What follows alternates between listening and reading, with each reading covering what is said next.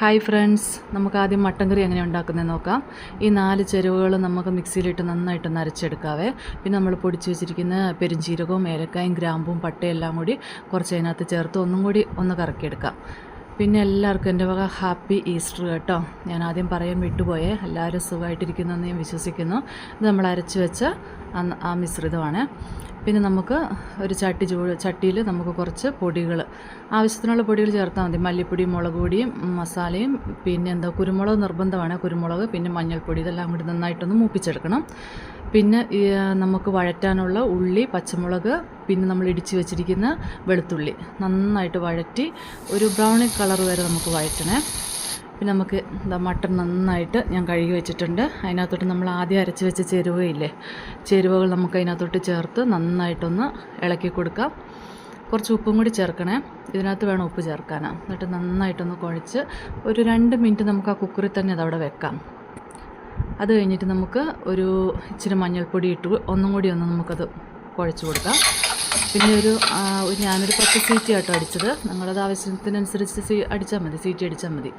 നന്നായിട്ട് വെന്ത് കിട്ടിയിട്ടുണ്ട്. പിന്നെ നമ്മൾ ആദ്യം മൂപ്പിച്ച് വെച്ച ഉള്ളി അതിനകത്തോട്ട് ചേർത്ത് നമ്മുടെ മസാലക്കൂട്ട് അതിനകത്തോട്ട് ഇതും കൂടി ചേർത്ത് നന്നായിട്ട് ഒരു 2-3 മിനിറ്റ് നന്നായിട്ട് ഇളക്കി കൊടുക്കുക. ഒരു 5 മിനിറ്റ് നമുക്ക് അങ്ങനെ അവിടെ ഇത് വെക്കാം. മൂടി വെക്കുകയോ അല്ല തുറന്ന് വെച്ച് ഇളക്കുകയോ ചെയ്യാം. ഇത് റെഡി ആയിട്ടുണ്ട് കേട്ടോ. പിന്നെ നമുക്ക് കച്ചമ്പറി ശരിയാക്കിയെടുക്കാം. കച്ചമ്പറി ഇല്ലാതെ നമുക്ക് പറ്റില്ലല്ലോ.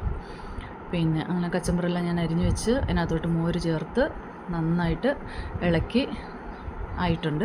ഇനി നമുക്ക് ചോറിനുള്ള നോക്കാം. നമ്മൾ ബിരിയാണി റൈസ് നമ്മൾ ബസ്മതി റൈസാണ് ഉപയോഗിക്കുന്നത്. ഇവിടെ ഇതാണ് അധികം കിട്ടുന്നത്. പിന്നെ കുക്കറിലാണ് കേട്ടോ ഞാൻ വെക്കുന്നത്. കുക്കറിൽ ആദ്യം ഇച്ചിരി നെയ്യ് ഇട്ട് കൊടുക്കുക. അതൊന്ന് ചൂടായി കഴിയുമ്പോൾ അതിനകത്തോട്ട് കറുവപ്പട്ട, ഏലക്ക, ഗ്രാമ്പൂ ഇതൊന്ന് ജസ്റ്റ് ഒന്ന് ചൂടാക്കി എടുക്കണേ. പിന്നെ നമ്മൾ കഴുകി വെച്ചിരിക്കുന്ന അരി അതിനകത്തോട്ട് ഇട്ട് കൊടുക്കണം. പിന്നെ ഞാൻ 3 ഗ്ലാസ് അരിയാണ് എടുത്തത്. അപ്പം 3 ഗ്ലാസ് അരിക്ക് ഒരു 6 ഗ്ലാസ് വെള്ളം ചേർക്കണം. പിന്നെ ആവശ്യത്തിന് ഉപ്പ് ചേർക്കണം. ഇനി നെയ്യ് ചേർക്കണം. നമ്മൾ ആദ്യം നെയ്യ് ചേർത്തിരുന്നല്ലോ, അത് മതി.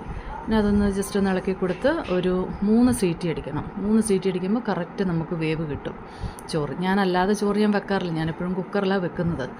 പിന്നെ ഞാൻ ഫ്രൈ ചെയ്ത് വെച്ചിരിക്കുന്ന കിസ്മിസ്, കാജു, ഉള്ളി അതിനകത്തോട്ട് ഇതിട്ട് അതിനകത്ത് കുറച്ച് മഞ്ഞൾപ്പൊടി ഇട്ട് ഞാനത് ചൂടാക്കിയിരുന്നേ. അങ്ങനെ നമുക്ക് നന്നായിട്ടത് ഞാൻ ഇളക്കി കൊടുത്ത് ആയിട്ടുണ്ട് ഇത്. പിന്നെ നമ്മുടെ കറിയാണെങ്കിലും നല്ല കുറുകി നല്ല ഇത് വന്നു. പിന്നെ ഇത് കച്ചമ്പർ റെഡി ആയിട്ടുണ്ട്. പിന്നെ അച്ചാർ, ഇത് ഞാനിട്ട അച്ചാർ തന്നെയാണ് കേട്ടോ. അതിൻ്റെ റെസിപ്പി ഞാൻ എപ്പോഴെങ്കിലും ഒന്ന് കാണിക്കാം നിങ്ങളെ. പിന്നെ അങ്ങനെ എല്ലാം റെഡിയായി. അപ്പോൾ ഒരിക്കൽ കൂടി എല്ലാവർക്കും എൻ്റെയും എൻ്റെ കുടുംബത്തിൻ്റെയും വക ഹാപ്പി ഈസ്റ്റർ.